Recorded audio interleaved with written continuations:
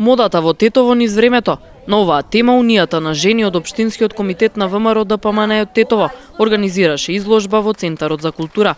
Беше представена облеката која жените ја носеле во различни историски периоди. Унијата на жени секогаш активно зема учество за сите познати датуми во историјата, во културата, па сега и во последно време се грижиме и за модните трендови.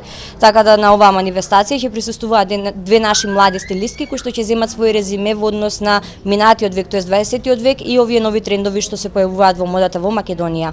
Од народни носи до модерни парчиња облека, своји модни креации презентираа двете модни дизајнерки Александра Јовановска и Марија Спасеска. Опфатени се тенденциите и трендовите од крајот на 19 почетокот на 20 век, се до 21 век, каде забележливо од 21 век ќе биде влијанието на 20 век и трансформацијата на стиловите презентирани на денешната манифестација.